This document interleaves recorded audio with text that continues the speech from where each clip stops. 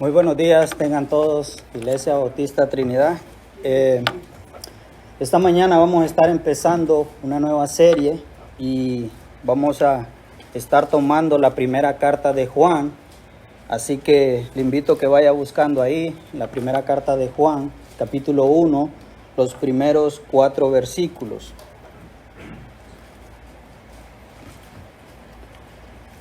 Primera de Juan, capítulo 1, versículos del 1 al 4.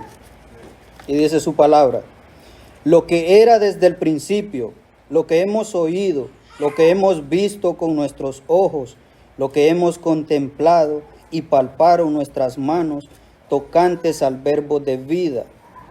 Porque la vida fue manifestada y la hemos visto y testificamos y os anunciamos la vida eterna, la cual estaba con el Padre y se nos manifestó. Lo que hemos visto y oído, eso os anunciamos, para que también vosotros tengáis comunión con nosotros, y nuestra comunión verdaderamente es con el Padre y con su Hijo Jesucristo. Estas cosas os escribimos para que vuestro gozo sea completo. Otras traducciones dice cumplido. Vamos a orar, hermano. Señor y Padre, gracias te damos, Señor, por este precioso domingo, Padre, que tú nos has permitido, Señor. Padre, gracias por este tiempo en el cual, Señor, hemos podido disfrutar, Señor, por medio de estos signos, Señor, que son tan preciosos, Padre, que por medio de ellos, Señor, podemos alabar y exaltar tu nombre, Señor. Gracias, Padre, por este tiempo que nos has permitido, Señor. Señor, esta mañana oro, Señor, para que seas tú usándome, Señor. Padre, que sea tu palabra, que sea tu Espíritu Santo, Señor, llevándonos a la luz de toda verdad, Señor. Que es necesario, Padre, que como iglesia, como pueblo, podamos tener, Señor, un correcto entendimiento de quién eres tú, Señor. Que cuando te conocemos, Señor, de una mejor manera es cuando más te obedecemos, Padre. Señor, quédate con nosotros esta mañana, Señor, y que sea tu Espíritu Santo obrando. Padre, damos gracias en el nombre de Jesús. Amén.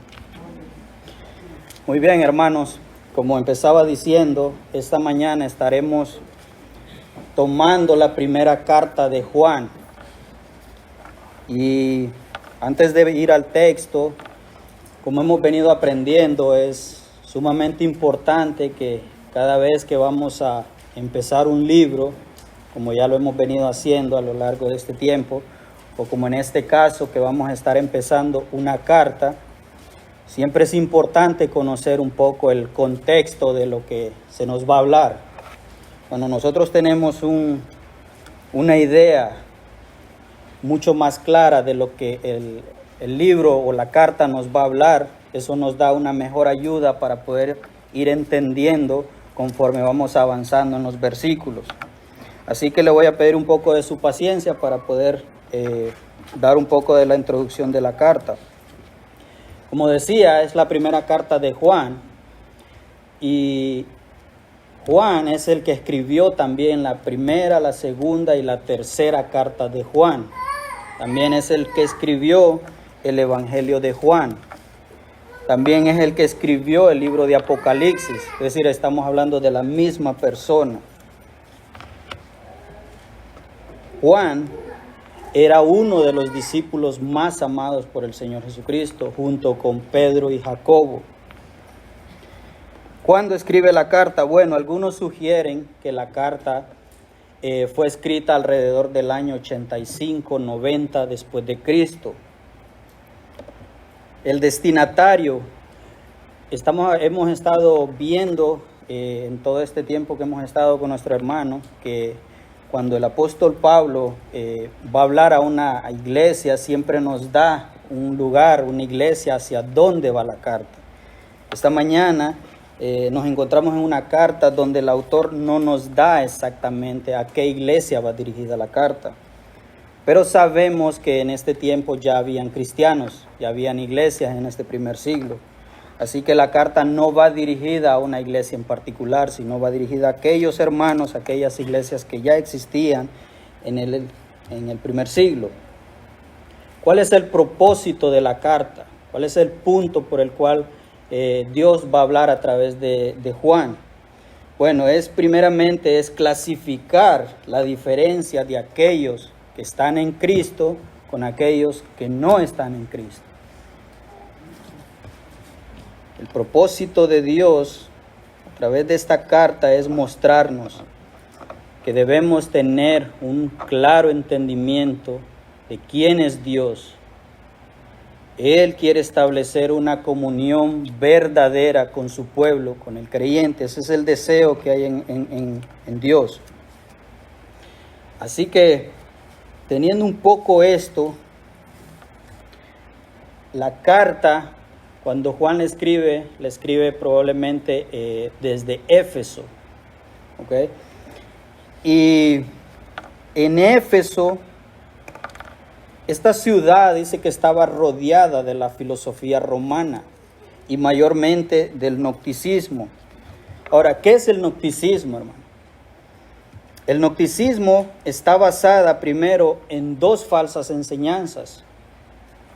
Número uno es que ellos, un grupo de estas falsas enseñanzas, adoptan un dualismo en cuanto al espíritu y la materia.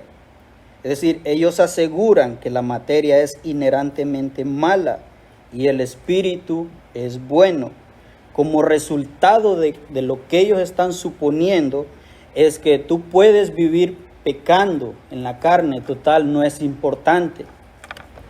Por otro lado, también vemos que este grupo afirma que posee tener un conocimiento mucho mayor que cualquier otra persona.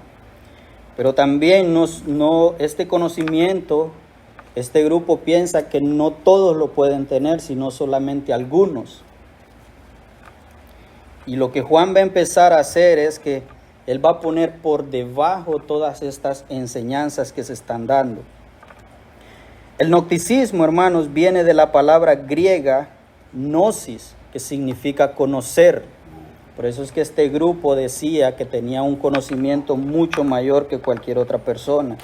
Y eso les hacía pensar que por obtener un conocimiento podían ganar una salvación. Por otro lado, también tenemos otro grupo que se llamaba los docetistas, del verbo doqueo, que significa parecer. ¿Okay?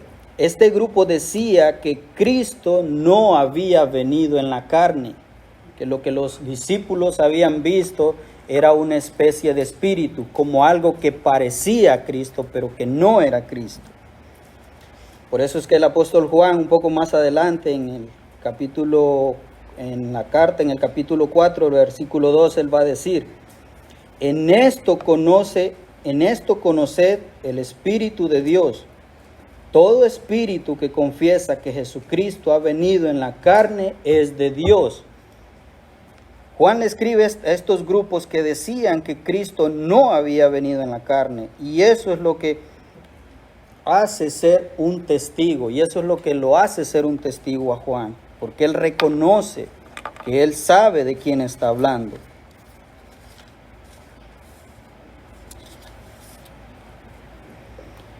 Una de las primeras cosas que podemos ver aquí entonces es que estos cristianos, estas iglesias, ya empezaban entonces a tener estos tipos de problemas. Es decir, no es extraño que hoy en día nosotros miremos estos problemas dentro de la iglesia, porque desde el primer siglo ya se estaban dando estos problemas. Estaban estos grupos que estaban queriéndose introducir primeramente desde afuera, introduciendo estas falsas enseñanzas, pero también dentro de la iglesia estaban surgiendo falsos profetas, falsos maestros, que estaban enseñando cosas que no era lo que la palabra de Dios nos enseña. Y cuando nosotros vemos que en una congregación se enseña falsa enseñanza, la iglesia, el pueblo de Dios, no tiene un conocimiento verdadero de quién es Cristo. Y cuando la cosa no va bien, por eso es que Juan más adelante va a decir de aquellos que estaban en la iglesia, pero que salieron de la iglesia porque no eran de la iglesia. Entonces, es importante entonces que nosotros podamos conocer a Dios por medio de la palabra de Dios para poder tener un conocimiento verdadero de quién es Cristo. Entonces Juan va a empezar a desacreditar todas estas enseñanzas, primero mostrando, ¿okay?, a estos grupos que decían que la salvación se obtiene por medio de un conocimiento. Y Juan dice, la salvación no se obtiene por un conocimiento, la salvación se obtiene solamente por medio de nuestro Señor Jesucristo. Porque por gracia sois salvos, dice, por medio de la fe, y esto no de vosotros, pues es don de Dios, no por obras, para que nadie se gloríe, dice Efesios 2, 8 y 9.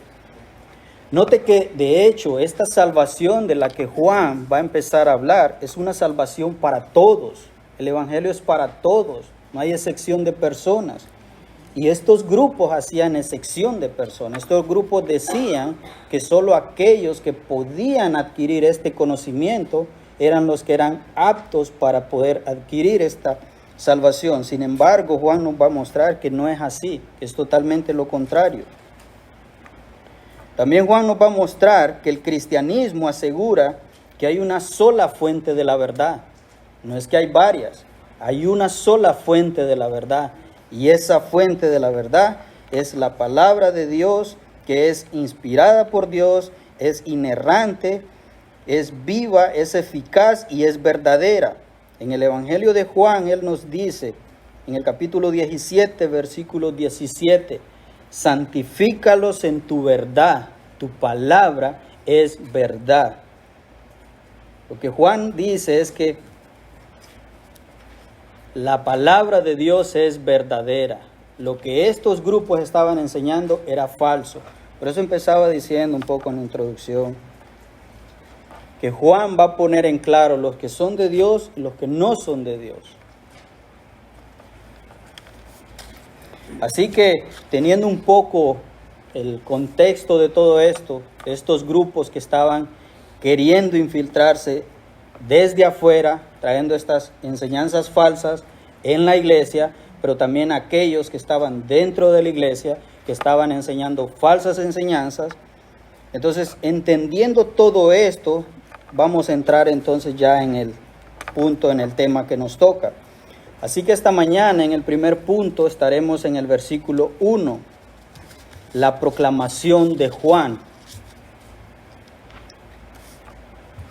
Y dice, lo que era desde el principio, lo que hemos oído, dice, lo que hemos visto con nuestros ojos, lo que hemos contemplado y palparon nuestras manos tocantes al verbo de vida. Primero, hermanos, aquí Juan lo que va a empezar haciendo es hablándole a estos tipos de corrientes que Cristo es Dios y que Él existe desde el principio. ¿Okay? De esta manera es como Juan empieza su carta. De esta manera es como Juan empieza estableciendo todas estas falsas enseñanzas.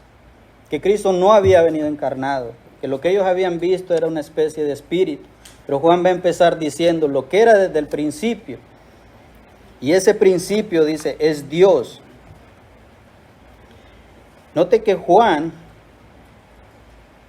cuando empieza diciendo lo que era desde el principio, es parecido como él empieza su evangelio de Juan.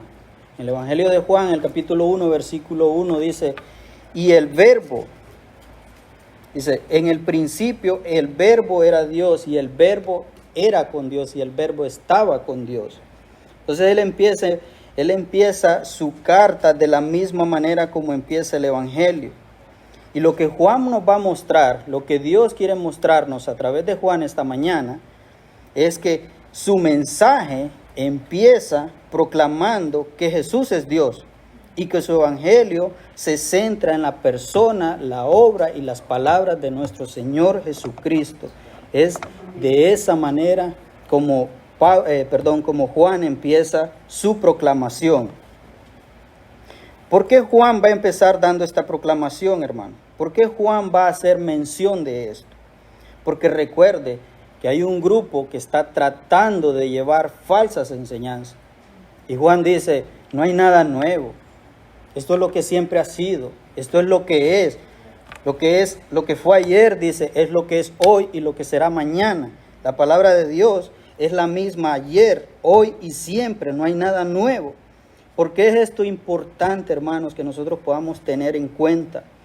Porque hoy en día, en muchas congregaciones, en muchas iglesias, hay mucha falsa enseñanza que se está introduciendo. Y Juan dice, y eso no es lo que nosotros vamos a enseñar. Cuando él dice lo que era desde el principio, refiriéndose a Cristo, continúa diciendo, lo que hemos oído, lo que hemos visto con nuestros ojos. Juan empieza a desacreditar todas estas falsas enseñanzas, diciendo, ¿cómo un espíritu va a poder ser oído, va a poder ser visto? Dice, yo soy un testigo, que yo lo oí hablar, dice Juan. Yo lo miré con mis propios ojos. Esto nadie me lo contó. Dice, lo que hemos visto con nuestros propios ojos. Juan era un testigo del ministerio de nuestro Señor Jesucristo, que Él estuvo presente tanto en su muerte como en la resurrección.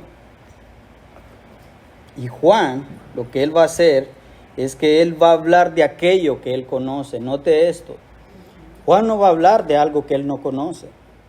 Juan no va a hablar de algo que alguien le comentó por allá. Él va a estar claro y seguro de lo que él escuchó, de que él escuchó al Señor Jesucristo, de que él lo vio con sus propios ojos. Y no solamente eso, sino que dice,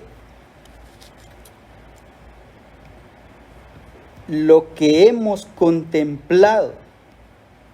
La proclamación de Juan primero, hermanos, no está basado en su apostolado, no está basado en su persona, como en muchos lugares de hoy en día se hace. Como en muchos lugares de hoy en día, muchos falsos maestros hablan con autoridad por lo que ellos piensan ser.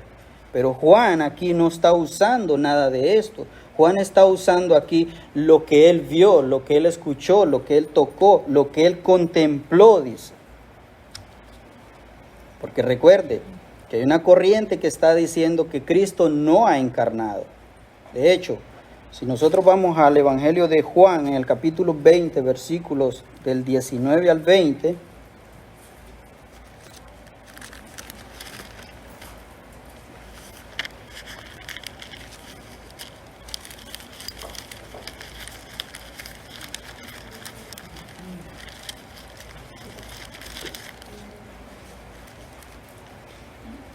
dice, esto es cuando Jesús se aparece a sus discípulos.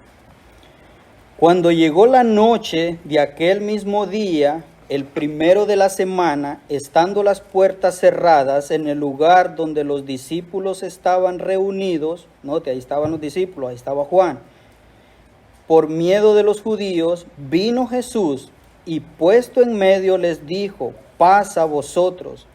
Y cuando les hubo dicho esto, les mostró las manos y el costado, y los discípulos se regocijaron viendo al Señor.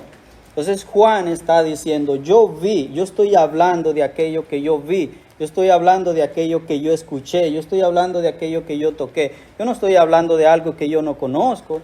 Dice, yo no estoy hablando de algo que ustedes dicen conocer, pero que en verdad no conocen. Lo que hemos contemplado, dice. Solamente dice Juan que yo lo oí, solamente que lo vi, no solamente que lo toqué, sino que lo contemplé. Y esa palabra, lo contemplé, nos da la idea, nos transmite que no solamente es que él lo estuvo viendo, sino que él dice, detenidamente sus ojos estuvieron puestos en el Señor Jesucristo, no por un tiempo, dice, por 3 años lo estuvieron contemplando, por 3 años lo estuvieron viendo. Y esto es lo que le da a Juan esa autoridad de poder venir y hablar de aquello que él estaba seguro que él había visto.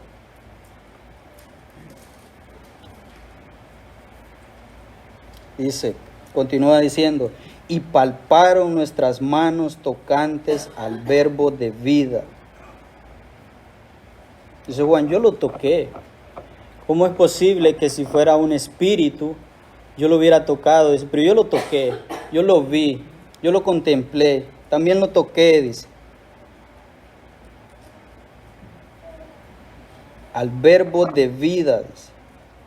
Juan identifica a este ser eternamente existente que estuvo físicamente y presente, en que él había sido testigo de aquel dador de la vida. Dice el verbo de vida. Y ese verbo de vida, Juan nos lo dice en su Evangelio de Juan, capítulo 1, versículo 4. En él, dice, estaba la vida. Es decir, en Cristo estaba la vida. Y la vida era la luz de los hombres. Es decir, ese verbo de vida es Cristo. Y dice Juan, en él estaba la vida. Es decir, que Cristo es la vida. De él es quien depende la vida.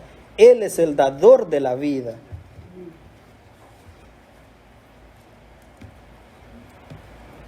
En el Salmo 36, 9 dice, porque contigo está el manantial de la vida, en tu luz veremos la luz.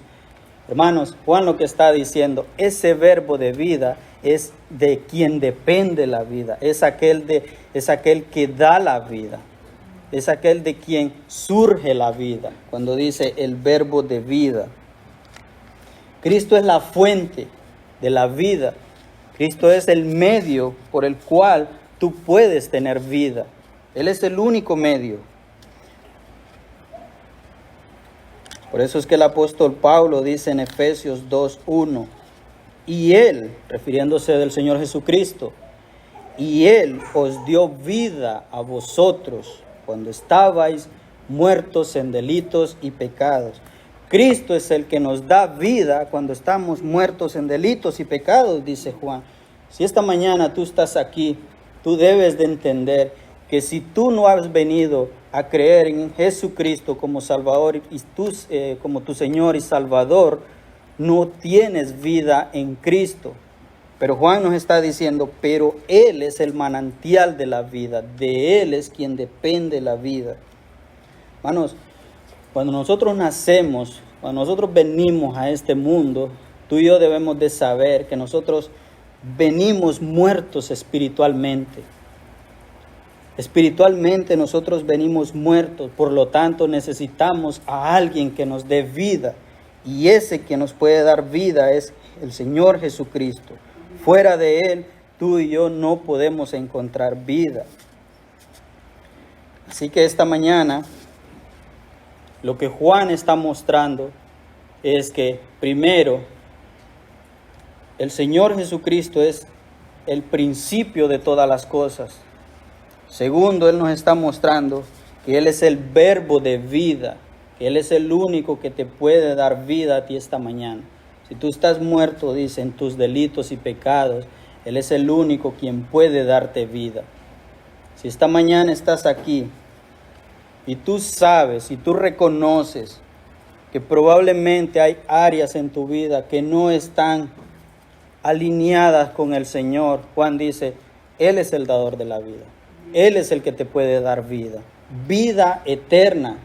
Escuche esto, vida eterna, porque un día usted y yo ya no vamos a estar en este mundo, pero Él, dice Juan, nos ofrece vida eterna. Punto número 2 esta mañana.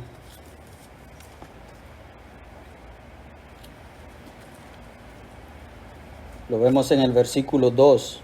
El anuncio a la vida eterna.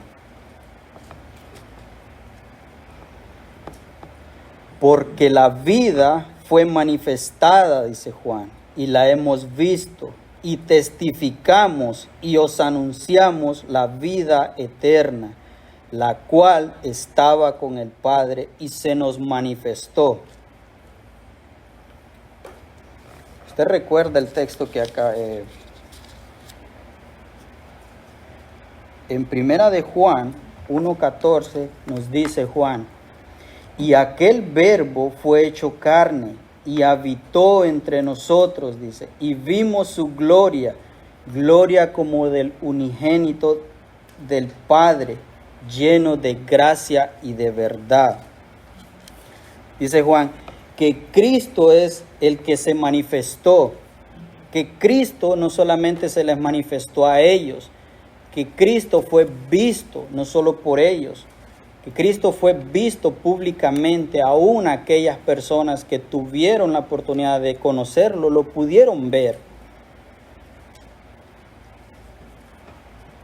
Juan está enfatizando aquí la naturaleza reveladora de la venida de nuestro Señor Jesucristo, que fue enviado por Dios y revelado por Él a través de la vida.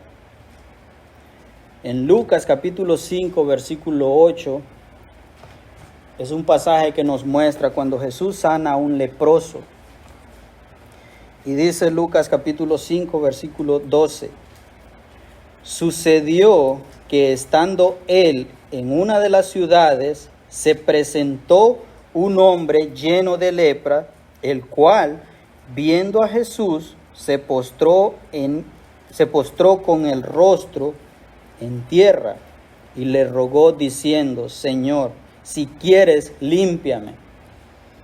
Usted puede leer la historia en casa y usted se va a dar cuenta que el Señor Jesucristo lo sana. Pero lo que voy es que este leproso pudo reconocer al Señor Jesucristo. Cuando él lo vio, él fue y le pidió que lo sanara. Y Juan lo que está diciendo, no solamente nosotros lo hemos visto, también hay personas que también lo vieron físicamente.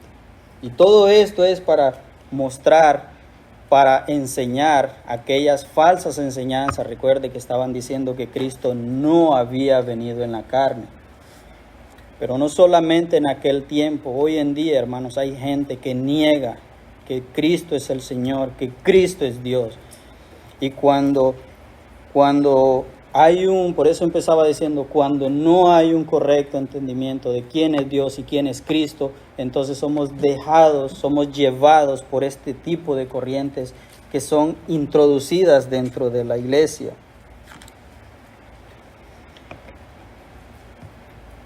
El apóstol Juan fue un testigo de que Cristo se manifestó.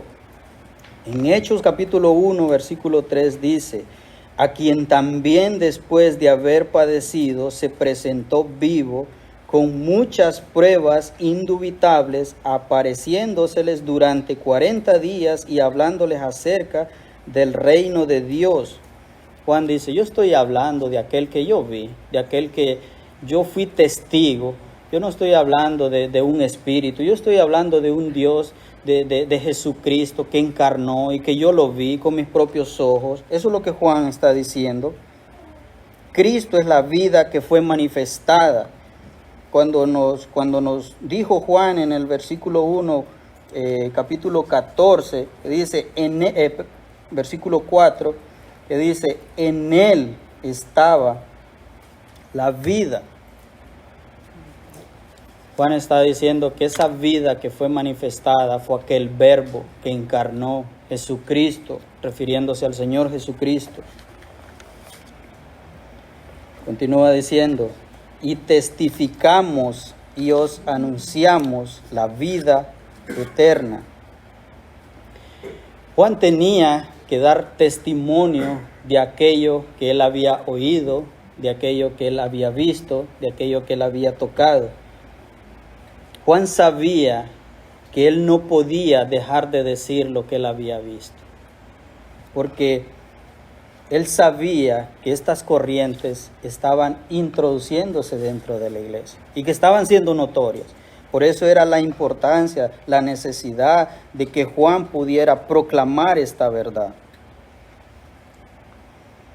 Y no solamente para el apóstol Juan, de alguna manera, era una responsabilidad para poder testificar de esta verdad, sino también para nosotros como pueblo, como iglesia. Es nuestra responsabilidad poder testificar de aquello que nosotros hemos visto y creído. Si tú conoces al Señor Jesucristo, tú debes. Es más, es un mandato de parte del Señor. ¿Por qué? Porque así como un día la palabra de Dios vino a nuestras vidas por medio de cualquier persona, por medio de cualquier medio, así también un día Dios puede manifestarse a través de ti para que otras personas puedan venir también al arrepentimiento. El mensaje no es para que se quede con nosotros. El mensaje no era para que Juan se lo guardara. El mensaje era para que fuera predicado, para que fuera anunciado. Y eso es lo que Juan va a empezar a hacer. Y dice, y testificamos y os anunciamos. En primera de Pedro 2:9 nos dice, mas vosotros sois linaje escogido, real sacerdocio, nación santa, pueblo adquirido por Dios. Note para qué, para anunciar las virtudes de aquel que los llamó de las tinieblas a la luz admirable. Por eso Dios te escogió, por eso Dios te llamó, para que anunciemos las verdades de aquel que nos llamó de las tinieblas a la luz admirable. Para eso es que estamos aquí, para eso es que si esta mañana tú estás aquí y tú ya has venido a creer en el Señor Jesucristo, si Cristo todavía te tiene aquí es para eso, para dar testimonio de la verdad. Porque la verdad no puede ser callada, la verdad tiene que ser hablada. Esto es un reto como iglesia, hermanos, que podamos testificar de aquello que nosotros hemos visto.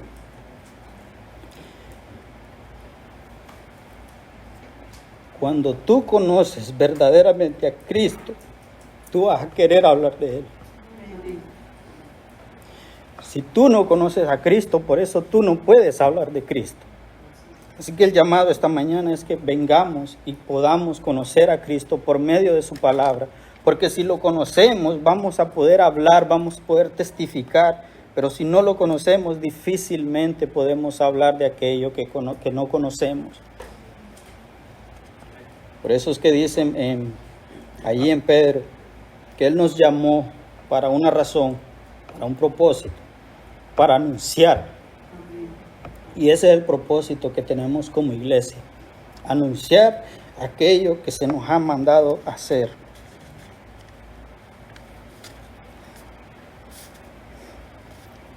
En Hechos capítulo 4, versículo 20.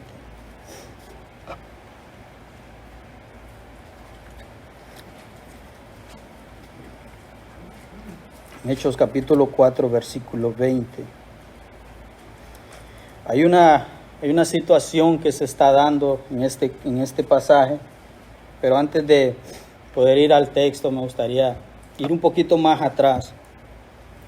Y cuando nosotros miramos en el capítulo 3 de Hechos, nosotros vemos una situación cuando usted conoce la historia, cuando Pedro y Juan subían al templo a orar.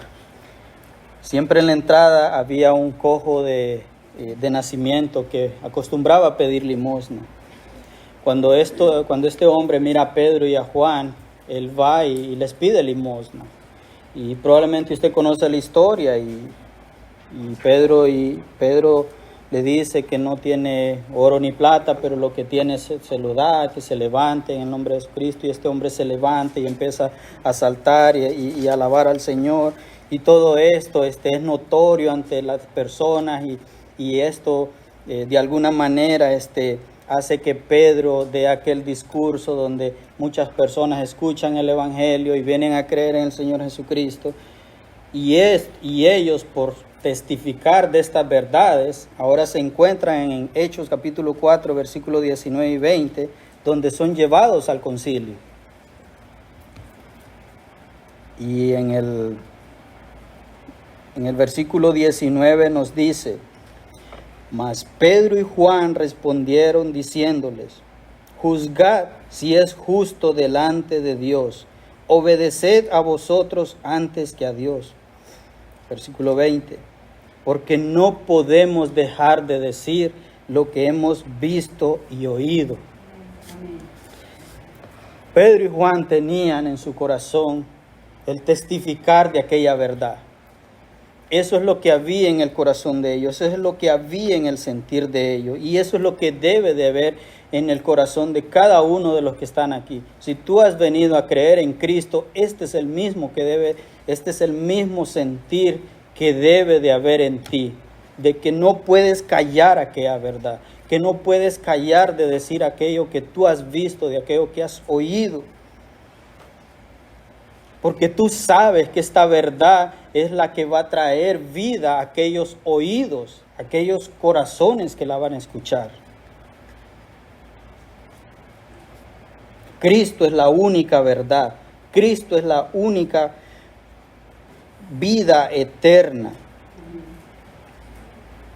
Sigue diciendo.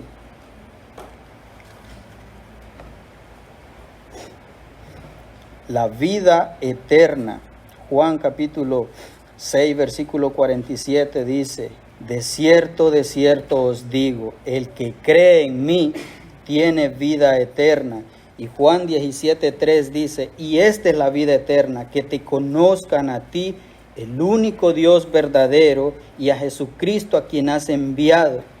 Dice Juan, esta es la vida eterna. En esto consiste la vida eterna, en conocer a nuestro Señor Jesucristo, porque Él, como vimos un poquito hacia atrás, cuando Él dijo el verbo de vida, porque de Él es quien depende la vida. Él es el que te da vida, pero esa vida solo te la puede dar con un requisito. Es que tú vengas a creer en Él, porque si tú no has venido a creer en Él, tú no puedes tener vida eterna. Pero si tú vienes a creer en Él como tu único Salvador y Señor, Él te da vida eterna. Fuera de Cristo, hermanos, hermanas, no tenemos vida. Hemos de pensar qué va a pasar el día de mañana que tú y yo ya no estemos en este mundo. Si venimos de ver que Él es el único quien puede dar vida, esto debe de llevarte a pensar y decir, ¿cómo está mi vida delante del Señor? ¿Tengo yo esa vida de la cual Él está prometiendo o yo no tengo esa vida? Porque esa vida no es algo que depende de lo que tú y yo podamos hacer. Esa vida depende solamente de Él, porque Él es el único que la puede dar. En esto consiste la vida, dice Juan, en conocer a Dios y a Jesucristo. Dios no nos creó para otra cosa. Dios no creó para que fuéramos y le conociéramos. Porque fuera de Él, tú y yo estamos muertos en delitos y pecados. Fuera de Él, tú y yo no tenemos ninguna esperanza. Y el requisito para poder tener esta vida eterna es solamente por medio del Señor Jesucristo. Fuera de Él no podemos encontrar vida. Y Dios por medio de Juan nos está diciendo, si creemos, si venimos y confesamos nuestros pecados delante de Él, Él nos da vida.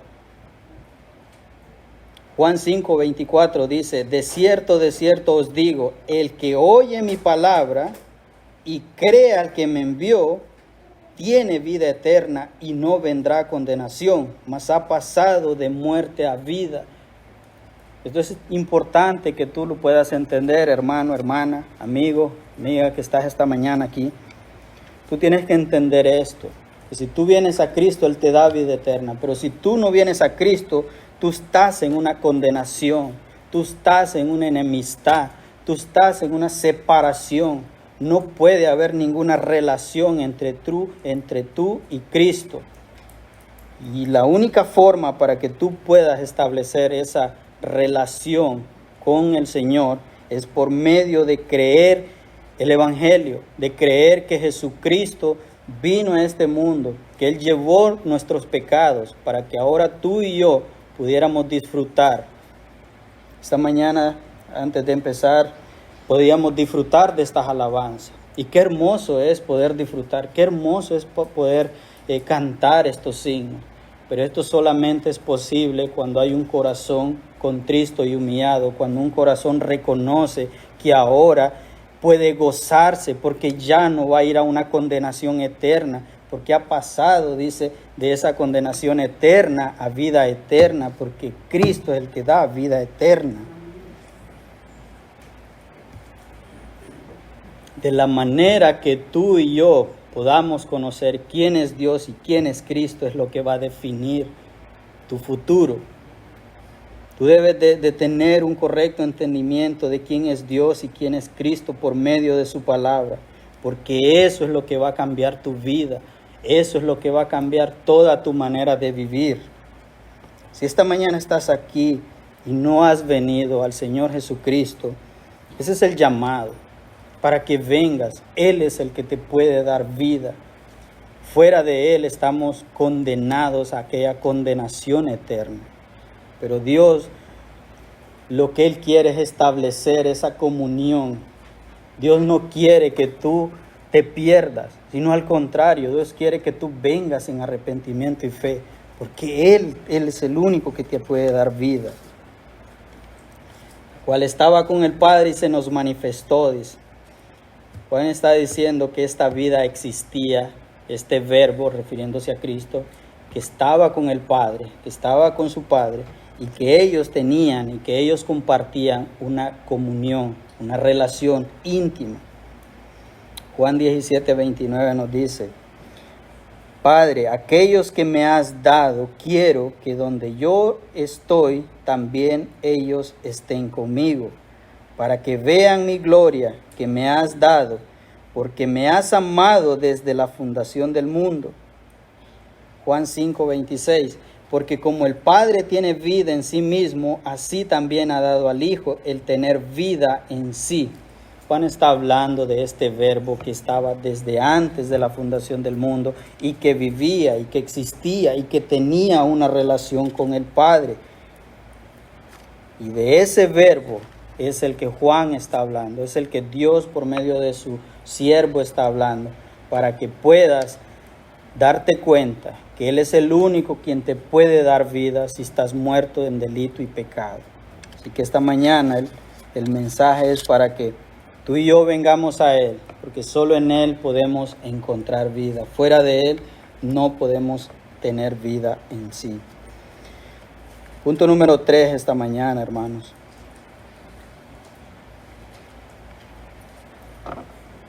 Versículos 3 y 4.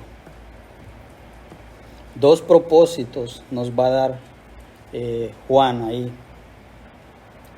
Número 1, lo que hemos visto y oído, eso os anunciamos.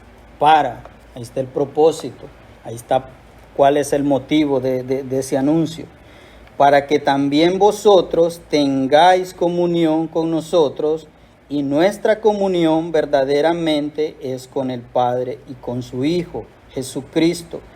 El anhelo de Dios expresado a través de la carta de Juan es mostrarte que Él quiere establecer una comunión verdadera con cada creyente, con cada persona. Eso es lo que Dios quiere. Y el apóstol Juan dice: ahora nosotros tenemos una comunión, pero esa comunión, dice, primero es con el Padre y con el Hijo. Y ahora nosotros, dice, proclamamos y les dice el para qué. Para que ustedes, dice, y nosotros ahora estemos en comunión juntos, que podamos compartir de esta comunión. Y todo esto que Juan está diciendo es porque recuerde que hay aquel grupo, aquella corriente, que decían que por tener un tipo de conocimiento podían adquirir esta salvación. Es decir, este grupo podía decir que era cristiano, vamos a decir, pero que podía vivir allá, solo ellos. Y la comunión de la que Dios nos está hablando aquí por medio de Juan no es de esa manera. Juan dice: nosotros ahora tenemos comunión, pero esa comunión, dice, primero es porque la tenemos con el Padre y el Hijo. Y al tener esa comunión con el Padre y el Hijo, entonces venimos a tener comunión unos con otros. Y eso es lo que hace la diferencia. Por eso es que el apóstol Juan quiere que el creyente tenga comunión con los creyentes, pero que esa comunión debe de empezar primeramente con el Padre por medio del Hijo.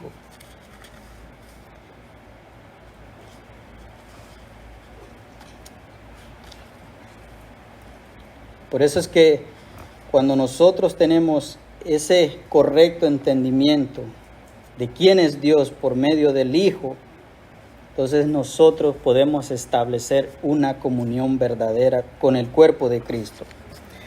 Pero lo que la palabra de Dios ahí nos muestra, esa palabra comunión de la cual está hablando el apóstol Juan, no es como a veces nosotros la podemos entender.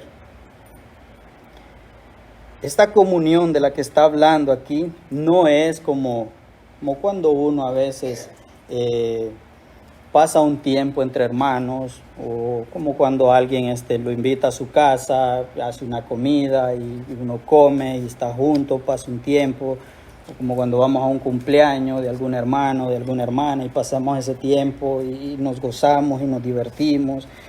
Aún cuando estamos aquí en la iglesia, termina el servicio, nos quedamos, a veces en varones termina, nos quedamos el miércoles.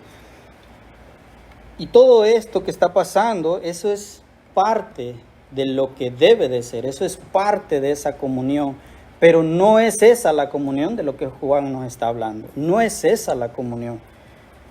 Tampoco quiero que me malinterprete, que entonces no podemos tener comunión unos con otros.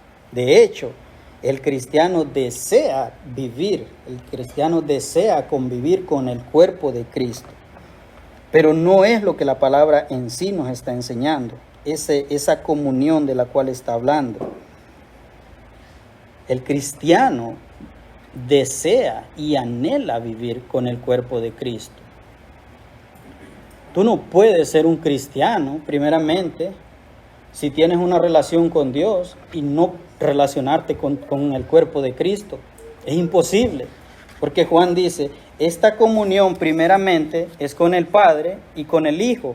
Y al tener esta comunión con el Padre y con el Hijo, entonces yo puedo tener comunión con el pueblo de Dios.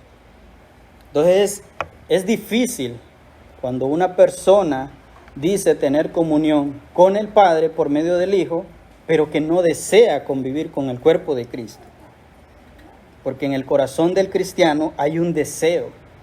Y el Salmo 133:1 nos dice, mirad cuán bueno y cuán delicioso es habitar los hermanos en armonía. Hermanos, es hermoso cuando uno disfruta, cuando uno pasa ese tiempo con los hermanos. Esto es parte de todo esto, dice Juan. Esto es necesario. Como iglesia, como cuerpo que somos en Cristo, debemos anhelar. Si en tu corazón no hay un anhelo de vivir con el cuerpo de Cristo, hay algo que no anda bien.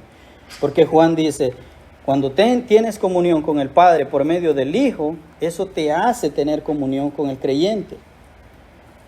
Por eso mencionaba que esa comunión de la cual él está hablando no es solamente compartir y pasar ese tiempo.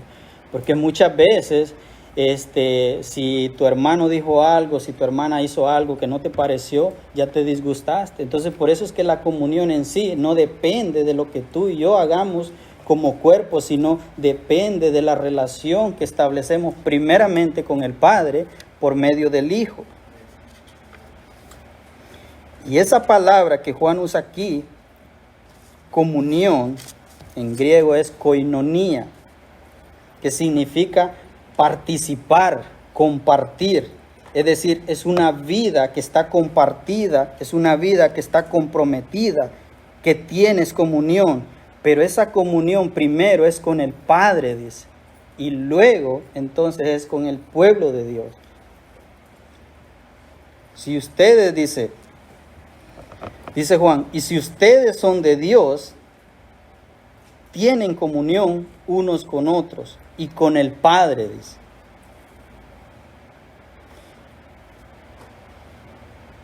Como iglesia, si hay algo por lo que cada mañana, cada domingo que tú te levantas y vas a venir a la iglesia, si hay algo que debe de motivarte a llegar cada domingo, cada lunes, cada miércoles, es porque tú tienes primero una relación con Dios por medio del Hijo, porque eso es lo que te va a mover a tener esta relación con el cuerpo de Cristo. Esa palabra koinonía es participar, es estar comprometido, no con el hermano, sino con Cristo. Cuando tú estás comprometido con el Señor, entonces es más fácil poder convivir, poder compartir. De hecho, es hermoso cuando compartimos esos momentos. Pero lo que Juan nos está diciendo es que eso no es lo importante en sí. Lo primero es una relación con Dios, y esa relación te va a mover entonces a tenerla con el pueblo de Cristo.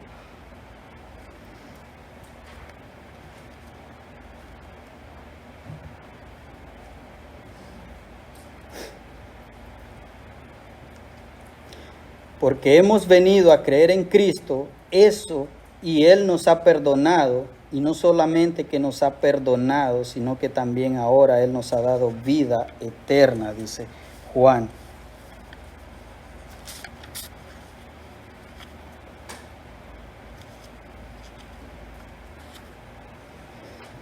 Cuando tú y yo tenemos una comunión con el Padre, eso es lo que te va a mover, eso es lo que me va a mover a mí, tener una comunión con el cuerpo de Cristo. ¿Por qué, hermanos? Porque recuerde que tú y yo antes estábamos muertos en delitos y pecados, y ahora Cristo nos ha perdonado por medio del sacrificio que Él llevó en la cruz. Y por medio de ese sacrificio es que ahora tú y yo gozamos. Por eso es que es imposible que una persona diga que conoce a Cristo, pero que no tenga el deseo de convivir con el cuerpo de Cristo. ¿Por qué? Porque es una noticia maravillosa la que hemos recibido. Antes no podíamos, ¿por qué razón? Porque estábamos muertos en delito y pecado. Ahora lo podemos hacer únicamente por los medios de nuestro Señor Jesucristo. Si esta mañana tú estás aquí, y si tú eres creyente, el mensaje es que esa comunión primero debe estar establecida con el Padre y el Hijo para poder convivir con el cuerpo. Pero si esta mañana tú estás aquí y tú no tienes comunión con el Padre, el llamado es que tú debes de venir, debes de reconciliarte con aquel que te puede perdonar, aquel que puede hacer que tú te relaciones con el cuerpo de Cristo. Tú tienes que pensar que cuando tú y yo ya no estemos aquí, sea que el Señor nos lleve o sea que el Señor venga, un día estaremos juntos para la eternidad. Y eso va a ser el gozo, y eso va a ser lo que nos va a mover, estar juntos como cuerpo. Porque Cristo lo hace, porque Cristo lo hizo posible, no por tu mérito, no por lo que tú y yo podamos hacer, sino por lo que Él hace. Punto número 3 esta mañana.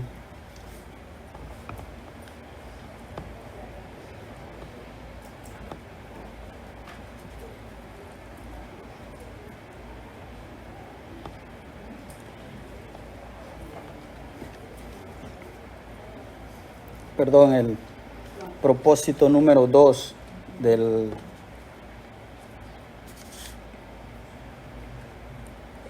dice: y estas cosas os he anunciado para que vuestro gozo sea completo. El resultado de la comunión que tú puedas establecer con el Dios Padre y el Hijo es lo que va a hacer que tú puedas tener la garantía del gozo que solo proviene de nuestro Señor Jesucristo. Ese gozo no va a depender de la comunión de lo que venimos, ese gozo va a depender de la comunión de lo que venimos de hablar en el versículo 3. Ese gozo va a ser producido únicamente cuando tú tienes una relación con el Padre y con el Hijo. Primero, porque el gozo no depende de ti ni de mí. El gozo no depende de lo que tú y yo podamos hacer. El gozo depende solamente a través de la persona de Cristo. El gozo solamente Él lo puede producir. Solamente por medio de Cristo es que podemos tener gozo.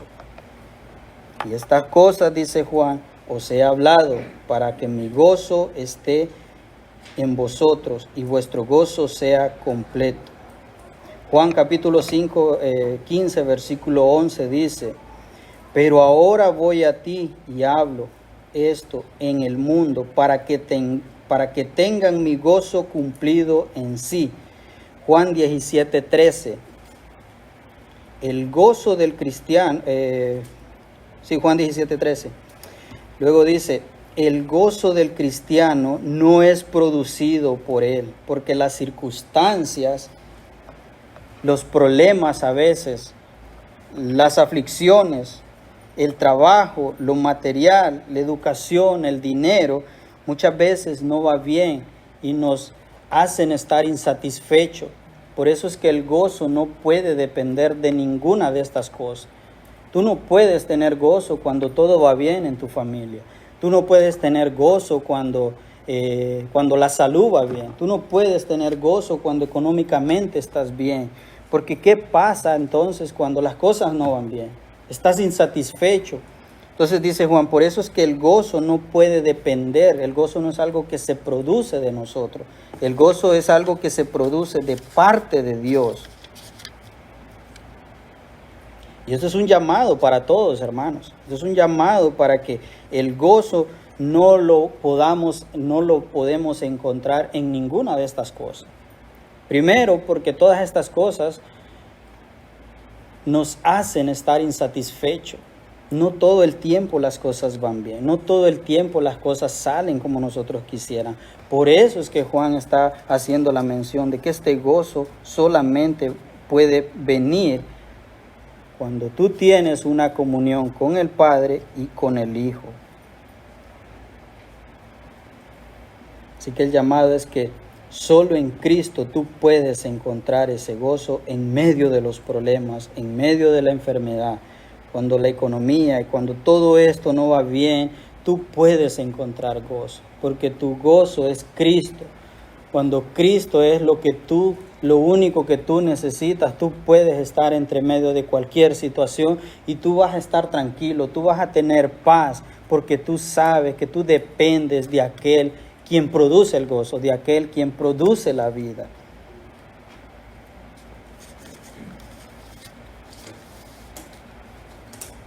Así que, hermanos, esta mañana la aplicación para cada uno de nosotros es, primero, si tú no tienes vida, ven a Cristo. Él es el único quien te puede dar vida. Él es el que da la vida, dice. Él es el dador de la vida. Si tú dices que conoces a Cristo, ¿cómo es tu vida con Él? ¿Cómo es esa vida? ¿Cómo reacciona tu vida ante las circunstancias? Porque una cosa es fácil decir que yo conozco a Dios, que yo sé del Señor, pero otra cosa es cuando todas estas cosas están sucediendo. ¿Cuál es tu reacción? Y si esta mañana tú estás aquí y tú no tienes vida en Cristo, el llamado es que vengas en arrepentimiento y fe, porque Él es el único quien te puede dar vida. Esa comunión, ese gozo, no puede ser producido por ninguna cosa, por nada.